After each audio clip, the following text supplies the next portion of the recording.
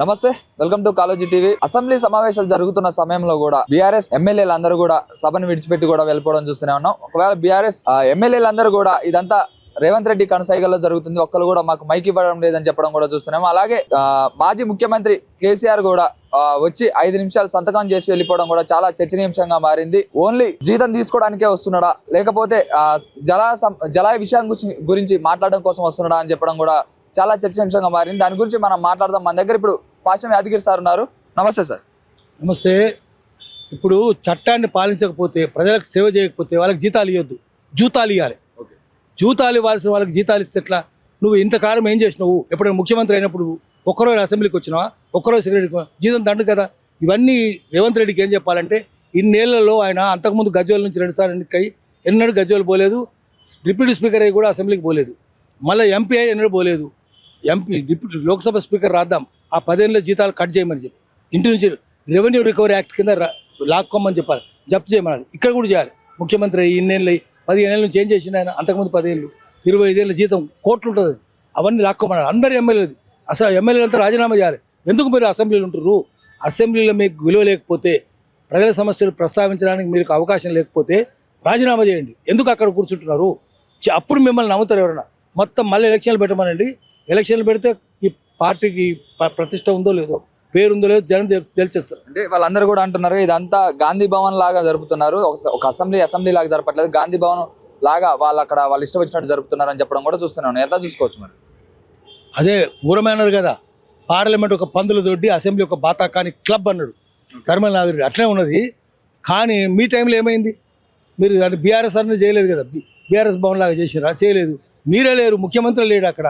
మరి ఎట్లా నువ్వు దేవుని అయిపోతుంది? దేవుడు కనిపించారు కదా, ఉన్నాడో లేదో. ఇప్పటికి కూడా మనం చూస్తలేం. మొన్న ఆయన ఉన్నాడో లేదో, చచ్చిండో బతుకున్నాడో అనుకుంటుంటే అప్పుడు వచ్చి ఒకరోజు నేను ఉన్నా అని చెప్పి వెళ్ళిపోయింది. ఏముంది? ఒక్క నిమిషమా? నీ జీతం ఎందుకు? మీరేం చేసిర్రు?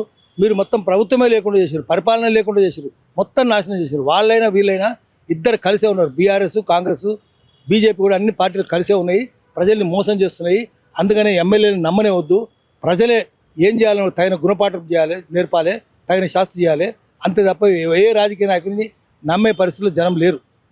తెలంగాణ ఏర్పడితే నీళ్లు, నిధులు, నియామకాలు, ఒక నీళ్ల గురించి మాట్లాడేటప్పుడు కూడా ఒక మాజీ ముఖ్యమంత్రి, ఇంతకుముందు ఇప్పుడు ఎమ్మెల్యే ప్రతిపక్ష హోదాలో ఉండి కూడా మాజీ సీఎం కేసీఆర్ కూడా వచ్చి సంతకం చేసి వెళ్ళిపోవడంపై కూడా చాలా చర్చ అయితే జరుగుతుంది.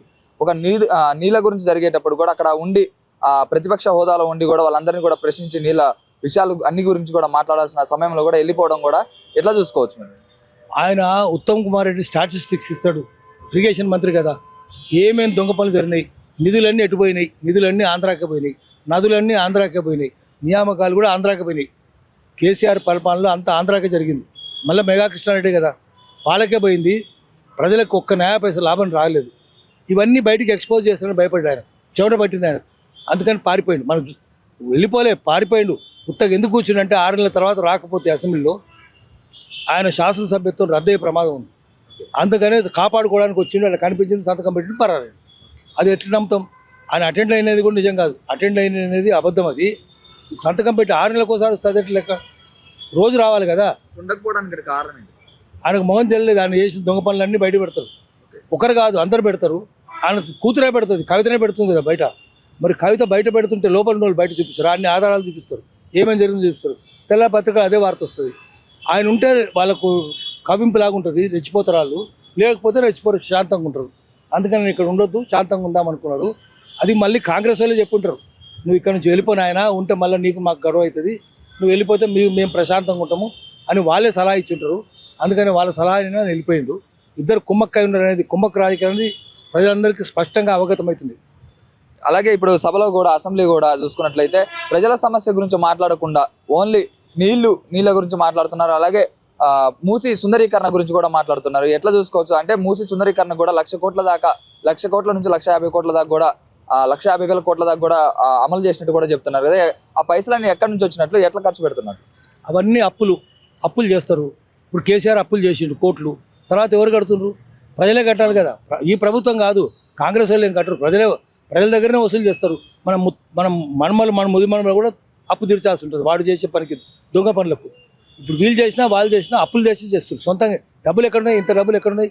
జీతాలు ఇవ్వడానికి లేదు, డిఏలు ఇవ్వడానికి లేదు, బోనస్ ఇవ్వడానికి లేదు. ఇప్పుడు హెల్త్ వర్కర్స్ చేస్తుంటే హాస్పిటల్ హైదరాబాద్లో 15,000 మంది కాంట్రాక్ట్ వర్కర్స్ ఉన్నారు హాస్పిటల్లో. వాళ్ళకు 10,000 11,000 22 ఏళ్ళ నుంచి చేస్తుంటే తర్వాత వాళ్ళకి 4-5 నెలల నుంచి జీతాలు లేవు. అనేక మందికి 4-5 ఏళ్ళ నుంచి జీతాలు లేవు కాంట్రాక్ట్ వర్కర్స్. మరి వాళ్ళకేమో జీతాలు కూడా ఇయ్యరు, చావమంటారు. బయట నుంచేమో అప్పులు తెస్తారు. ఇంత సుందరీకరణ ఎందుకు? సుందరీకరణ కాదు, బందరీకరణ. బందర్ అంటే కోతి అయిపోతున్నది అది. అందుకని ఇది తప్పది. మీరు ముందు మూసిని ప్రక్షాళన చేయండి. ముందు అక్కడి నుంచి రసాయనాలు లేకుండా చేయండి. ఎరువులు కానీ పురుగుల మందు కానీ అందులో పొలాల నుంచి రావద్దు. పరిశ్రమల నుంచి రసాయనాలు అందులో రావద్దు. ఫార్మా పొల్యూషన్, ఫార్మా కంపెనీల నుంచి ఫార్మా విషయం అందులో చేరుతుంది కదా. మొత్తం కంపు ఉంది. అంత పోయి మూసి నది పోయి ఓడపల్లిలో కృష్ణానదిలో కలుస్తుంది, విజయవాడకు పోతుంది. అదంతా కంపు అయిపోయింది. అక్కడ కూడా నీళ్ళు తాగలేరు. ఇక్కడనే కాదు, అక్కడ కూడా నీళ్ళు తాగుతారు ఎవరైనా? మూసి నదిలో ముఖం కూడా కడుక్కోలేరు. కాళ్ళు దిగితే ర్యాష్ వస్తుంది ఈత కొడితే. మొత్తాన్ని కూడా క్లీన్ చేసి మంచినీళ్ళు తాగేలాగా చేస్తాను కూడా చెప్తున్నారు. అది నమ్ముతాం. వాళ్ళని రాజకీయ నాయకులు ఏమైనా మాట్లాడితే నల్లమల్లు నక్కలు కూడా నవ్వుతాయి. మీరు ఏం చేస్తారు చెప్పండి? దానికి ప్లాన్ ఏం చెప్పండి? సుందరీకరణ వద్దు, దాన్ని సుందరీకరణ అంటారా? సుందరీకరణ అంటే ఒడ్డున మూసినది ఒడ్డున బాగు చేయడం, అందంగా తోటలు వేయడం, గీట్లు వేయడం, పార్కులు వేయడం, అంతే తప్ప దాన్ని సుందరీకరణ అంటే ప్రక్షాళన. దాన్ని క్లెన్సింగ్ అంటారు. క్లీన్సింగ్ చేయండి. మీరు క్లీన్సింగ్ చేస్తే నమ్ముతారు. క్లీనింగ్ కాదు, క్లెన్సింగ్ చేస్తే అప్పుడు దాన్ని నమ్ముతారు. దానికి ముందు ఆపండి. పొలాల నుంచి రసాయనాలు పోకుండా ఆపండి. పరిశ్రమల నుంచి రసాయనాలు పోకుండా ఆపండి. ఫార్మా పొల్యూషన్ పోకుండా ఆపండి. అది ఏమి చేయకుండా దాని సుందరీకరణ అంటే ఎట్లా? ఎవరు నమ్ముతాడు? ఎవరు నమ్మడు. ఇది అంత బోగస్ ఇది. అందుకనే మూసి ఏం చేయాలో ఆలోచించండి. మీరు దాని బొమ్మలు పెట్టి అందంగా అవి చేస్తే అది సరిపోదు. అది ముందు మనుషులు తాగడానికి మీరు పోయి పక్కన ఉండమనండి అందరినీ. రాజకీయ నాయకులందరినీ మూసి నది ఒడ్డున ఇల్లు కట్టుకోమనండి. మూసి నది నీళ్ళు తాగమనండి. మూసి నది ఈత కొట్టమనండి. చేస్తారా? ఈత కొట్టినా కూడా రోగాలు వస్తారు. ఇంత భయంకరంగా ఉన్నప్పుడు వాళ్ళు ఏదో కథలు చెప్తే ఎవరు నమ్ముతాడు? అన్ని పిట్ట కథలు అవి, పనికిరాని కథలు అవి. ఎవరు నమ్ముతలేడు. అందుకనే మీరు చేసి చూపించండి. అందరు కలిసే ఉన్నారు. అప్పులు తీసుకోవడం అందరూ. కేసీఆర్ తీసుకున్న అప్పులు తీసుకోవడానికి ఎంకరేజ్ చేసింది దాంట్లో కాంగ్రెస్ వాళ్ళు కూడా ఉన్నారు. కాంగ్రెస్ వాళ్ళు తీసుకుంటూ ఎంకరేజ్ చేసేది దాంట్లో బీఆర్ఎస్ వాళ్ళు కూడా ఉన్నారు. బీజేపీ వాళ్ళు కూడా ఉన్నారు. అందుకని అందరికీ వాటా ఉంది దీంట్లో. ఈ అవినీతిలో వాటా ఉంది కాబట్టి అందరూ కలిసే చేస్తున్నారు. ఉమ్మడిగా అవినీతికి పాల్పడుతున్నారు. ప్రజలే మేల్కొనాలి, బెత్తం పట్టాలి, ఈ బగలగొట్టాలి. అలాగే ఇప్పుడు చూసుకున్నట్లయితే నిన్న అసెంబ్లీ సమావేశాల్లో కూడా రేవంత్ రెడ్డి గారు ఒక సంచలన ప్రకటన అయితే చేశారనమాట. ఎక్కడా లేని, దేశంలో ఎక్కడా లేనటువంటి ఎత్తైన విగ్రహం, గాంధీ విగ్రహం అయితే పెడతామని చెప్పడం కూడా చూస్తున్నాం. దాన్ని ఎట్లా చూసుకోవచ్చు? దానిపై మీ స్పందన ఏంటి? పెట్టమనండి. పెద్ద విగ్రహం పెట్టమని తప్పేం లేదు. అంబేద్కర్ విగ్రహం పెట్టింది పెద్దది. గాంధీది పెట్టమనండి, తప్పేం లేదు, పెట్టాలి. కానీ గాంధీ సూత్రాలు అమలు చేయాలి. గాంధీ ఏం చెప్పినో అది అమలు చేయండి. ముందు మద్య నిషేధం పెట్టండి. కుటీర పరిశ్రమలు మళ్ళీ పునరుజ్జీవింపేటట్టు చేయండి. గ్రామీణ ఆర్థిక వ్యవస్థ పునరుజ్జీవింపేటట్టు చేయండి. వలసలు ఆపేయండి. గ్రామీణ వ్యవస్థను విచ్ఛిన్నం చేసినందువల్ల, కుటీర పరిశ్రమలు నాశనం చేసినందువల్ల వలసలు పెరిగిపోయినాయి. గ్రామాలు నాశనం అయిపోయినాయి. పట్టణీకరణ పెరిగిపోతుంది. పట్టణీకరణ అంటేనే గ్రామాలు నాశనం కావడం. అందుకని గాంధీ చెప్పినట్టుగా కుటీర పరిశ్రమ ప్రోత్సహించండి. హింస లేకుండా చూడండి. శాంతి ఉంటట్టు చూడండి. కులాలు కూడా రద్దు చేయండి అని గాంధీ వద్దనుకున్నాడు కదా. అట్లనే విదేశాల నుంచి ఏది ఉండొద్దు అన్నాడు. విదేశీ అన్ని పరిశ్రమలు విదేశీ కదా. ప్రతిదీ పొద్దున్న లేస్తే మొహం కడుక్కుంటే విదేశీ సభ్యనాయ్, ఆ పనులతో మొహం కడు అది విదేశీ సభ్యనాయ్, విదేశీ పేస్టాయ్, విదేశీ బ్రషాయ్, తింటే కూడా అదేనాయ్, స్కూటరు కార్లు బయటికి పోతే అదేనాయ్, పెట్రోల్ డీజిల్ కూడా విదేశీదేనాయ్. దానివల్ల ఎంత కాలుష్యం ఉంటుంది ఇవన్నీ పెరిగితే. అందుకని విదేశీ ఏముండొద్దు. పిజ్జా లేనిది, బర్గర్ లేనిది, రమ్ము లేనిది, విస్కీ లేనిది, స్కాచ్ లేనిది, యునైటెడ్ బ్రూవరీస్ ఏంది, షావాలెస్ ఏంది, మందుల కంపెనీలు కదా. ఇవన్నీ ఎందుకుంటున్నాయి సిటీలో? కెంటక్కీ ఫ్రైడ్ చికెన్ ఎందుకుంటుంది? మెక్డొనాల్డ్ ఎందుకుంటుంది? పిజ్జాలు, బర్గర్లు ఎందుకుంటున్నాయి? అన్ని విదేశే కదా. మీ పెన్నులు విదేశే, స్కూటర్లు విదేశే, కార్లు విదేశే. ఇవన్నీ ఎందుకుంటున్నాయి? ముందు గాంధీజీ సూత్రాలు పాటించాలంటే విదేశీ వస్తు బహిష్కరణ చేయండి అని. విదేశీ వస్తు బహిష్కరణ అన్నది. విదేశీ వస్తువులను బహిష్కరించండి, స్వదేశీ ప్రోత్సహించండి. అంటే మీరు మద్యాన్ని కూడా ఆపేయాలని చెప్తున్నారు. తెలంగాణకి ప్రధాన ఆదాయమే మద్యం కదా. అంటే సిగ్గు లేదు కదా రాజకీయ నాయకులు? సిగ్గుందా? ఎట్లుందే? ఎంతమంది తాగి చచ్చిపోయి ఎంత యాక్సిడెంట్లు అవుతున్నాయి? సిగ్గు శరం లేని రాజకీయ నాయకులు కన్నాల వీళ్ళని పట్టుకొని గల్లా తినాలి. గల్లా పెట్టలు నింపుకుంటారా? దాన్ని చాలా ఎన్ని యాక్సిడెంట్లు అవుతున్నాయి? సిగ్గు షోయింది. దానివల్ల ఏమవుతుంది? ఆఖరికి ఏమో చెంచుల్ని విప్పపు సారా చేయనియరు. కళ్ళు గీస్తే 8% ఆల్కహాల్. ఇది 40-48% కదా. వీళ్ళంతా విదేశీ తొత్తులు. వీళ్ళు దొంగలు. వీళ్ళంతా తొత్తులు. వాళ్ళు మూతి నాకుతారు, ముడ్డు కూడా నాకుతారు వీళ్ళు. అందుకని విదేశీ మద్యం ఇక్కడ పారుతున్నది. తప్పది. పైసలు దానివల్ల ఎన్ని రోగాలు వస్తున్నాయి. ఇది తాగినోడికి cirrhosis of liver, carcinoma of liver వస్తే ఫస్ట్ వాడు తాగినోడు ఇంట్లో డబ్బులు ఇవ్వడు, పిల్లల్ని అంతడు కొడతాడు, అడిగితే కొడతాడు. తర్వాత రోగాలు వస్తే హాస్పిటల్ పడతాడు, చచ్చిపోతాడు. అప్పుడు ఎన్ని మందులు దాని మందులు ఎన్ని వస్తున్నాయి అది కూడా చూడాలి కదా వీళ్ళు. సోయిందా ఈ రాజకీయ నాయకులకు? సోయి లేదు, మన చేతిలో రాయి లేదు, అందుకని వాళ్ళకి సోయి లేదు. డబ్బులు వస్తున్నాయని చెప్తే చెప్పుతో కొట్టాలి వాళ్ళు. ఎందుకు రా డబ్బులు వచ్చేది?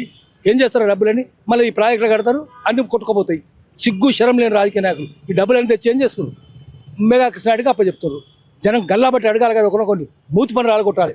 అందుకనే దీనివల్ల ఆదాయం అని చెప్పినట్టే తన్ని అలగొట్టాలి.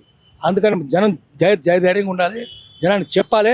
ఆదాయం వస్తుంటే మీరు దొంగలరా, బాడా తినేటోళ్ళు, కిరాయి తిని బతికేటోళ్ళు, బాడా తినేటోళ్ళు, బాడా కావులు మీరు, కిరాయి తినే బాడుగా తినేటోళ్ళు అని చెప్పాలి. బాడా కావాలి అదే మాట మాట్లాడతారు, అదే ఆదాయం అని. జర్నలిస్టులు కూడా తాగుతూనే ఉన్నారు కదా, ఇక్కడ ప్రెస్ క్లబ్ వస్తే తాగుడే కదా, సిగ్గుందా? డాక్టర్లు కూడా తాగుతూనే ఉన్నారు కదా, తాగొద్దు కదా. మరి నీతులు ఏం చెప్తున్నారు మీరు? Journalism has become toasting, feasting and fitting job అన్నారు. జర్నలిస్టులు ఏం చలపతిరావు గారు అన్నారు, విందు మందు వినోదం అయిందని చెప్పి. అందుకని జర్నలిస్టులు తాగుడు బంద్ చేయమని చెప్పాలి. జర్నలిస్టులు కూడా తాగుడు బంద్ చేయమని జర్నలిస్టులు కూడా అన్నారు. జర్నలిస్టులు కూడా తప్పే. అందరు తాగుబోతున్నారు, సమాజం అంతా తాగుబోతులేరు. రాజకీయ నాయకులు, జర్నలిస్టులు, లాయర్లు, అందరూ ఆఫీసర్లు, ఐఏఎస్ వాళ్ళు, ఐపీఎస్ వాళ్ళు, క్లబ్లే ఉన్నాయి కదా. ఐఏఎస్ వాళ్ళ క్లబ్, ఐపీఎస్ వాళ్ళ క్లబ్, పోలీస్ ఆఫీసర్ క్లబ్ ఉంది కదా, ఇక్కడ క్లబ్ ఉంది. మరి ఏంది ఇదంతా క్లబ్లు ఎందుకు? సిగ్గు శరం ఉండాలి కదా వీళ్ళకు. అందుకనే మందు తాగినోడిని సంఘ బహిష్కారం చేయాలి, దేశ బహిష్కారం కూడా చేయాలి.